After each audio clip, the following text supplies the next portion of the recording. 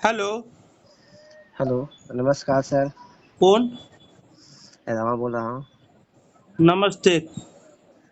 Sir, railway अस्पताल का जो सुपर अस्पताल बनाया गया है, हम्म, जो पूरे डिवीजन का या पूरे रेलवे बोर्ड का एक होता है, प्रत्येक बोर्ड का, तो हम्म। उसमें सुपर अस्पताल में क्या व्यवस्था किया गया है और इसमें डीवी मेडिकल कराया जाता है सुपर अस्पताल के अंतर्गत, तो इसमें क्या सुविधा और क्या असुविधा दिया जाता है, इस संबंध में आप दिव्यांग भाइयों को जानकारी दीजिएगा सर। ये प्रत्येक राज्य के राजधानी में सुपर अस्पताल होता है। पटना, जयपुर या फिर लखनऊ या जिस राज्य का नाम नहीं भी हमने बोला है, सभी राज्यों के सभी केंद्र शासित प्रदेश में यह अस्पताल होता है। इसका नाम सुपर अस्पताल इसलिए रखा गया है कि इसमें रेलवे कर्मचारी का या रेलवे के में दुर्घटनाग्रस्त जो दिव्यांग हो जाते हैं, जिसका रेलवे से पैर कट जाता है या फिर कोई भी और घटना घटता है रेलवे में, तो उसका इलाज इसी सुपर अस्पताल में फ्री ऑफ कॉस्ट होता है। आपने सुना होगा कि पटना में करबिगैया में है और हरियाणा में, यूपी में, सभी राज्यों में है। इसमें सभी चीज़ों का इलाज होता है और ये बात सही है कि इसमें जब भी डीवी मेडिकल का किसी राज्य के किसी जोन का आप भरते हैं तो रेलवे सबसे पहले कहीं भेजता है तो वो सुपर अस्पताल में भेजता है डीवी मेडिकल का कागज। और यहाँ का मेडिकल इंचार्ज जो है, जिनको ये डॉक्यूमेंट डीवी मेडिकल का चेक करना होता है, वो चेक करते हैं। ठीक है। आपने सुना होगा कि दिव्यांगों का भी सर्टिफिकेट बना होता है, लेकिन रेलवे में जब भी डीवी मेडिकल होता है तो उसका जांच वहां से किया जाता है, वहां से सत्यापन होता है और आपका भले ही डॉक्यूमेंट आपका बना दे, पहले जो स्थानीय सिविल सर्जन बनाते थे, अभी भी वो बनाते हैं, तो वहां से आप तो यूनिक डिसेबिलिटी का प्रचलन चल गया, तो उसका भी जांच करते हैं कि सही में आप दिव्यांग है या नहीं है, प्रमाण पत्र होते हुए भी। आपने सुना होगा कि महाराष्ट्र में 206 दिव्यांग को दिव्यांग प्रमाण पत्र होते हुए नौकरी हो गया था और वहां से उसको निकाला गया। तो ये रेलवे का अपना प्रोसेस है कि सर्टिफिकेट होते हुए भी सर्टिफिकेट का सत्यापन होगा, फिर से मेडिकल करवाएगा, फिर से दिव्यांगता साबित करेगा। लेकिन इसमें कोई आपत्ति नहीं है कि रेलवे का ये सही पॉलिसी है, लेकिन कहीं भी ये नहीं लिखा हुआ है कि डीवी मेडिकल के लिए किसी दिव्यांग को आप दोहराएंगे। अब आप समझिए कि मैंने दोहराने का बात किस लिए कहा। मैं समाज को जगाने के लिए बैठा हूँ, समाज को प्रत्येक अधिकार दिलाने के लिए बैठा हूँ, और दोहराने का बात इसलिए किया कि यहाँ पे धारा 16 का, दिव्यांग अधिनियम धारा 16 का आपने उल्लंघन किया है या कर रहे हैं। डीबी मेडिकल के लिए इसमें जेडएम भी कुछ नहीं करेगा, डीआरएम भी कुछ नहीं करेगा, जो मेडिकल का इंचार्ज होगा वही सब कुछ करेगा। उसके पास जब पटना में आप पहुंचिएगा, क्योंकि अभी हम पटना में अवस्थित है, तो उदाहरण के तौर पे पटना का नाम ले रहे हैं। पटना में आप पहुंचिएगा, एक मेडिकल स्टाफ होगा, एक मेडिकल इंचार्ज होता है, वो आपका लेटर को फाड़ेगा, डॉक्टर को बुलाएगा और वहां डीवी मेडिकल करवाएगा। लेकिन बड़ा विडंबना का बात है कि गला का, कान का, आंख का जांच वो सुपर स्पेशलिस्ट अस्पताल में नहीं होता है। और एक तरफ तो आप जो मेडिकल बोर्ड बना के दिया है, जिस पर उसको दिव्यांगता का सारा लाभ मिल रहा है, दिव्यांग को उस पर आप पूरा चीज दे रहे हैं, मतलब सरकार दे रहा है। दूसरे तरफ रेलवे बोर्ड उसको मतलब कह रहा है कि हम इसको नहीं मानेंगे, सत्यापन को नहीं मानेंगे जब तक कि हम अपने आप से नहीं करवा लेते हैं।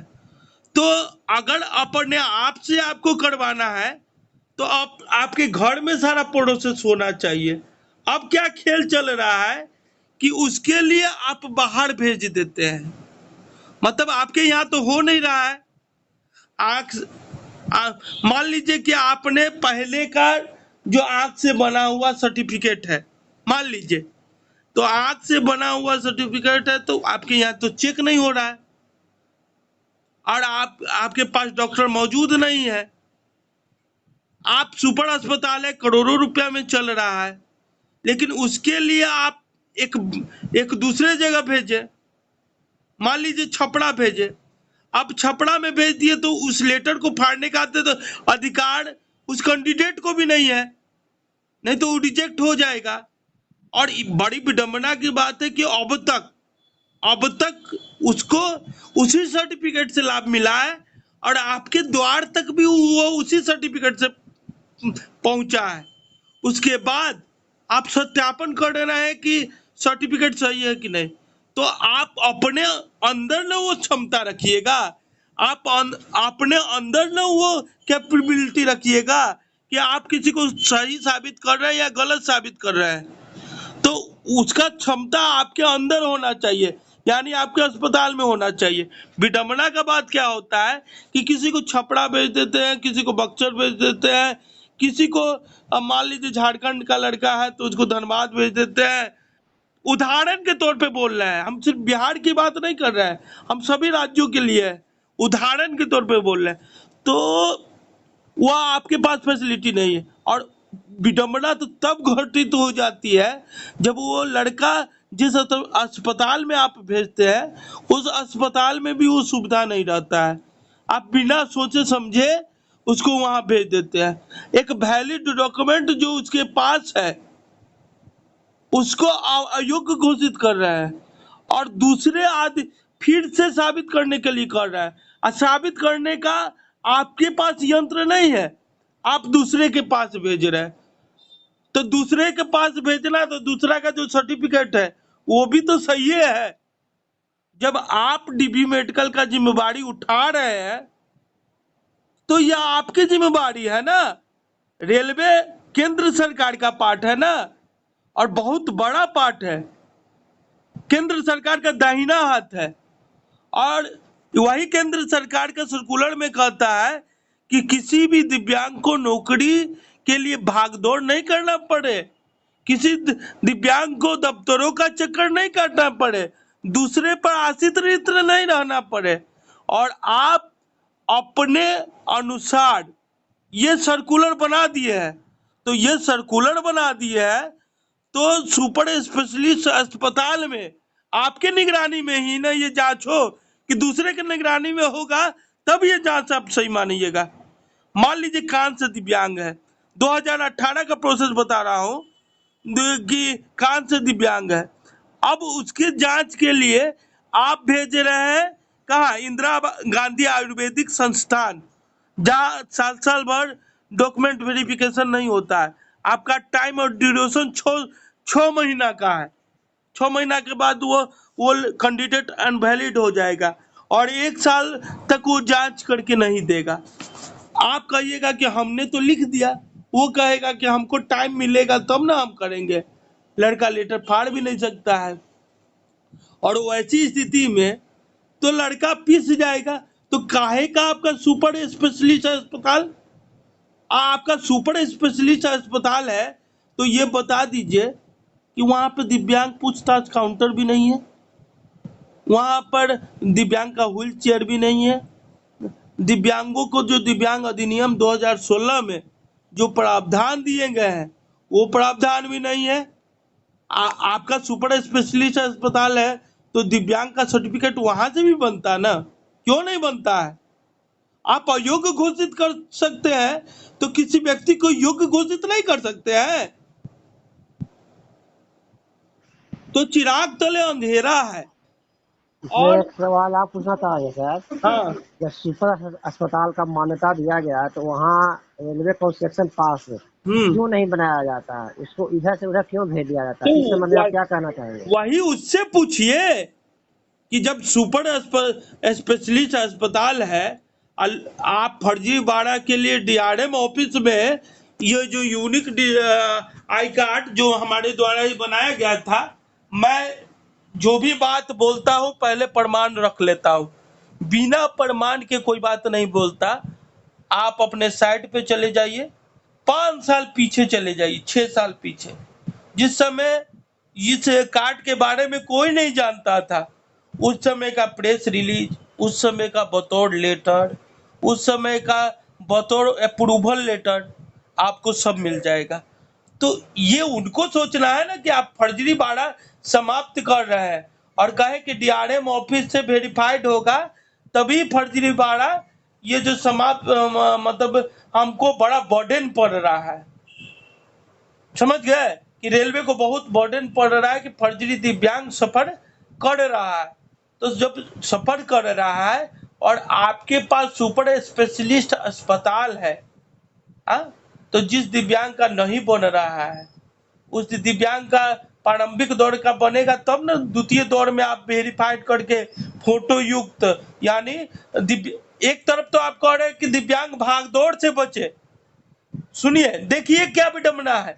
एक जी सर। तरफ तो आप कह रहे हैं कि दिव्यांग भागदौड़ से बचे, इसीलिए फोटो युक्त पहचान पत्र बना रहे हैं कि वो घर बैठे ही अपना टिकट काट ले। ठीक है, घर जी बैठे सर। घर बैठे ही वो अपना टिकट काट ले, भाग दौड़ न करना पड़े। और एक तरफ आपके अस्पताल में ही प्रारंभिक दौर का अगर सर्टिफिकेट नहीं बनेगा तो लोग भागदौड़ से क्यों बचे, कैसे बचेंगे? मतलब जब जिम्मेवारी निभाना है तो पीछे हट गए। आज जब दिव्यांगों को उसके दिव्यांग अधिनियम से बर्खास्त करना है तो आगे आगे, जब आप बना हुआ सर्टिफिकेट को अयोग्य घोषित करते हैं तो आपके अस्पताल में आपके डॉक्टर को ये पावर क्यों नहीं है? आप दूसरे जगह से वेरिफिकेशन क्यों करवाते हैं? दूसरा चीज कि जो डीआरएम ऑफिस में जो फोटो युक्त पहचान पत्र आप बना रहे हैं या बनवाते हैं, डीआरएम ऑफिस में फोटो युक्त पहचान पत्र बनाते हैं, तो प्रारंभिक दौर का जो सर्टिफिकेट बनता है उसी को जमा करने पर वेरीफाइड होता है और उसी के आधार पर उसको दिया जाता है। तो वो प्रारंभिक दौर का सर्टिफिकेट भी आपके यहाँ क्यों नहीं बनता है? सिर्फ आप अयोग्य घोषित करने के लिए है। तो योग्य घोषित करने के लिए कौन रहेगा? जी सर, जानकारी देने के लिए धन्यवाद सर।